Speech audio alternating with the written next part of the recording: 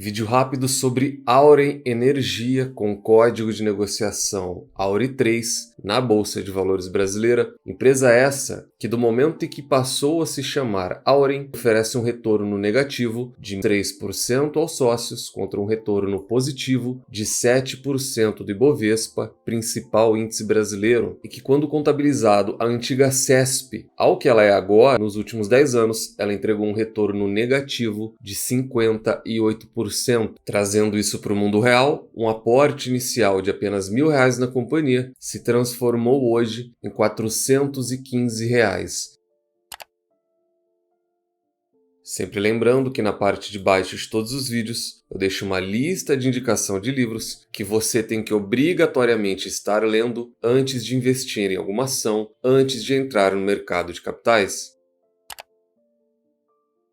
A gente vai falar do cenário atual da companhia, recomendações de venda, recomendações de compra, resultado trimestral e um prejuízo no ano fiscal de 2023. Não suficiente aqueles proventos extraordinários bilionários, ela acabou de anunciar mais R$400 milhões em forma de proventos, mesmo com prejuízo anual. No terceiro TRI, a Auren já havia divulgado um prejuízo enorme, com indenizações tendo um impacto fortíssimo no balanço. A recomendação do BTG para compra no papel, eles destacam que os resultados foram fracos, abaixo do que eles esperavam, e de que, abre aspas, apesar de um prejuízo líquido de 320 milhões em 2023, a empresa anunciou mais 400 milhões em dividendos para o ano, o que se traduz em um payout de 50% sobre o lucro líquido ajustado. O anúncio se soma aos mais de 3 bilhões em dividendos extraordinários declarados em 2023, levando a um yield total de 23%, segundo o BTG. Eles recomendam compra. E aqui novamente eu queria trazer para vocês Morgan Housel, Psicologia Financeira, para que vocês saibam qual jogo vocês estão jogando e qual jogo eles estão jogando. Eles deixam claro que operacionalmente não foi bom, eles deixam claro que os resultados foram fracos, abaixo do que eles queriam. Só que eles recomendam porque a empresa está distribuindo muito. É importante que você tenha esse alinhamento. A empresa operacionalmente não foi legal, o resultado da linha de lucro líquido não foi legal e o EBITDA não foi legal. É importante alinhar o seu jogo como investidor individual, que é de encontrar excelentes empresas e de longo prazo, e o deles, que muitas vezes é lucro de curto prazo.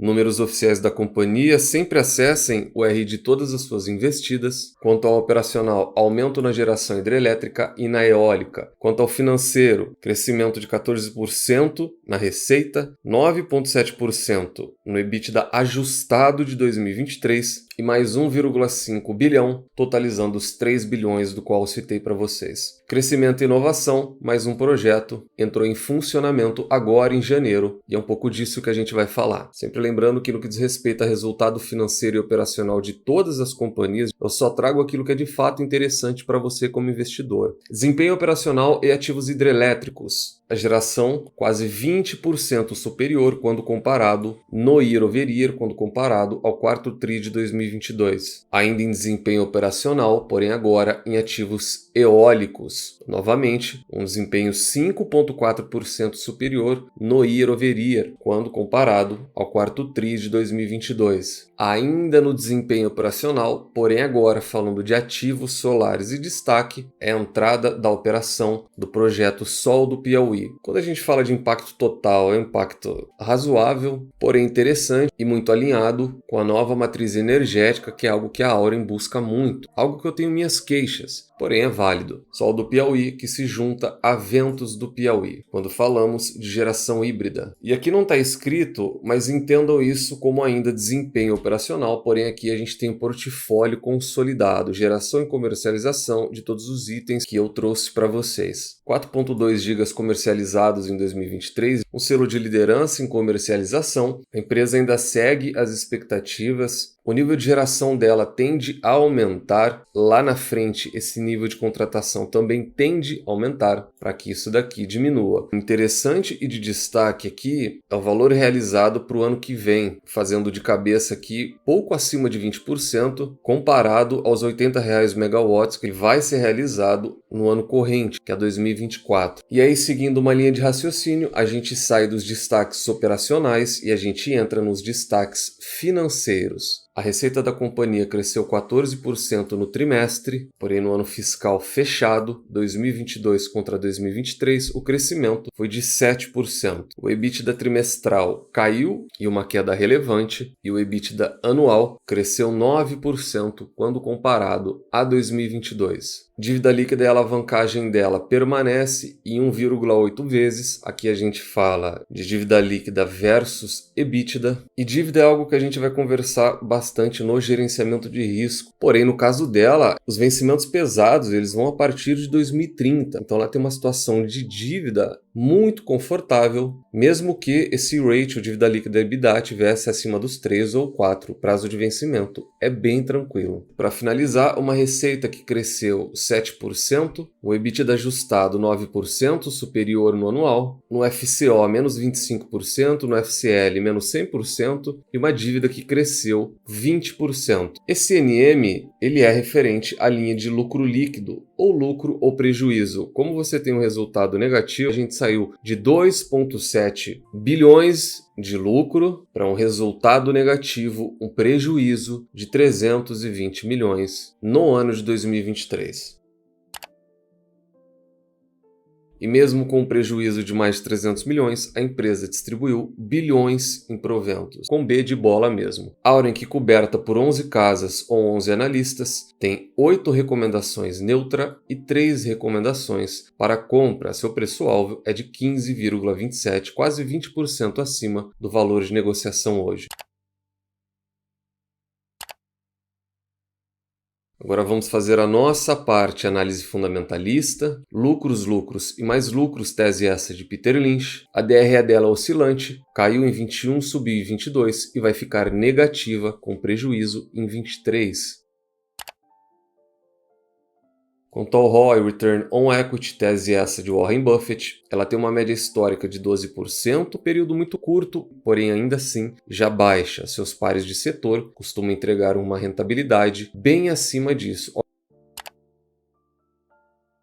Dividend Yield, tese essa de Benjamin Graham e Luiz Barsi Filho, uma média histórica de 15%, apenas 2 anos, porém vejam a extrema oscilação. Comentário rápido, existe uma grande expectativa em cima dela para que ela se torne de fato uma boa pagadora de dividendos, só que eu não falo boa pagadora de dividendos de maneira não recorrente ou extraordinária como ela está sendo. Eu falo de maneira recorrente de fato, de maneira saudável, tranquila. Só que vocês vão enxergar a mesma flutuação nela que já existia lá na CESP. A CESP era exatamente a mesma coisa do que nós estamos vendo agora com a Auren, com a diferença, mudança de matriz energética muito voltado para aquilo que é ESG. Adiantei um pouco o gerenciamento de risco, mas a gente entrou num tema muito peculiar, tema esse que mantém a alta nas cotações da empresa, mesmo com ela dando prejuízo. Preço sobre lucro, tese essa de Robert Shiller, de regressão à média. Ela tem uma média de 6 vezes o lucro, porém apenas 3 anos. Vocês desconsiderem essa tese de 1988 dele. Nós não temos histórico para estabelecer uma média de longo prazo. Dívida líquida versus EBITDA, tese essa de Peter Lynch, e aqui é um ponto extremamente positivo da companhia, só que esses dados divergem dos da companhia. Nós temos uma relação de 0,6 dívida líquida versus EBITDA e oficial da companhia, o índice de alavancagem deles é de 1,8. Preço teto, tese essa de Luiz Barsi Filho. A Auren ainda tem uma baixíssima frequência. Observem a oscilação. Ela pagou R$ 3 no ano passado e acabou de anunciar mais 400 milhões de reais. Mas se utilizando apenas desses R$ 3, dividimos por 6%, que é o mínimo aceitável pelo Barsi, nós teríamos um preço teto de R$ 50. Muito irreal. Se colocarmos ainda 3,40, dividimos por 6%, teríamos um preço teto de R$ 57 praticamente para a companhia. Preço justo, tese essa de Benjamin Graham. Preço justo e preço teto são teses diferentes com finalidades diferentes. 22,5, multiplicamos pelo Earnings Per Share, que é o LPA, 2,03, multiplicamos novamente pelo Business Value Per Share, que é o VPA, 13,96, extraímos a raiz quadrada e teremos um preço justo de R$ 25 para a companhia. Gerenciamento de risco esse, pessoal, individual e intransferível. Portanto, falamos da Auri, antiga CESP, uma empresa de utilities no setor elétrico, e ela obtém para mim nota 3. Eu apenas a considero uma boa empresa. Lembrando que notas 3, 4 e 5 são boas, ótimas e excelentes empresas. Pontos positivos e negativos da companhia e logo depois, perspectivas e uma questão de alinhamento quanto a ela, talvez esse o mais importante do vídeo. Primeiro ponto positivo, a questão da distribuição. Ela, bem como a CESP, mas eu acho que ela de uma maneira mais agressiva, caso tudo isso seja consolidado, porque a gente está falando de uma empresa de projetos ainda, uma empresa que está na fase de execução e não da fase de performance, alta performance, eu acredito que ela vai ser sim uma empresa de muita distribuição, não essa que eu estou vendo, porque essa eu definitivamente não gosto. Isso que ela está fazendo me afasta das empresas. Mas eu acredito que de maneira recorrente e salutar, ela vai ser sim uma boa empresa para os sócios. E segundo ponto, talvez seja a administração. Eu falo aqui exclusivamente de administração de fluxo de caixa. Ela mesmo com diversos projetos, um CAPEX relativamente alto, ela consegue manter um equilíbrio nas suas finanças. E isso é extremamente importante para mim quando analiso qualquer empresa. Pontos negativos, ainda uma baixa rentabilidade, normal para a fase que ela se encontra, e resultados ainda muito oscilantes. Você não vê perenidade, você não vê constância, queda de lucro de 2020 para 2021 e queda de lucro a ponto de entrar no negativo no ano de 2023. E aí, tendo isso posto, qual que é o grande ponto? Fica claro para todo mundo que ela é uma empresa de projetos. Caso você não conheça, ela é a antiga CESP, estamos falando aqui de São Paulo, o que não era a normalidade nessa total oscilação da companhia. Ela é uma empresa de não difícil, mas talvez de uma operação não fácil de se realizar ou de se entregar. Dividendos também já eram oscilantes, só que historicamente também a CESP sempre foi reconhecida como uma boa pagadora de proventos. Então, mesmo com essa mudança de gestão, a tendência é que ela permaneça a mesma. Qual alteração nós temos? Um alto CAPEX, um alto investimento em mudança de matriz energética. Então nós temos uma mudança de gestão, espero que para mais eficiente, uma mudança de donos e uma mudança de matriz energética. E esse é o grande ponto. Mudança de matriz energética consome e consome muito. E eu tendo a torcer o nariz ainda para essa virada em 180 graus, para tudo que se resuma a ESG. Então, em um resumo da empresa e resumo de expectativas, esse é importantíssimo para você, alinhamento de expectativas. Lado positivo, ela é uma empresa elétrica, necessária e, se bem administrada, ainda estará aqui por muitos e muitos anos. Lado negativo, altos investimentos, alta oscilação em seus resultados não te dá previsibilidade, você não tem constância sequer em pagamentos de dividendos salutares. Ponto é, o que foi vendido para a maioria das pessoas que entraram nessa empresa, bem como para a maioria das pessoas que entraram em diversas empresas apenas seguindo indicações de grandes nomes. Que ela é uma excelente empresa, que ela é o negócio do futuro, que ela é o suprassumo. Não, ela não é. Pior e melhor cenário. Então, no pior cenário, todos nós e eu como sócio, nós perdemos dinheiro. Paciência, faz parte do jogo, aceite. Agora, traçando o melhor cenário, que é esse que foi vendido, a realidade não é essa que foi trazida. Ela não é o suprassumo. Mesmo que você entre agora em estágios iniciais ainda, de um possível crescimento de EBITDA e lucro líquido, no melhor cenário dela, ela ainda será uma empresa de utilities comum. E isso é mal de empresas de utilities.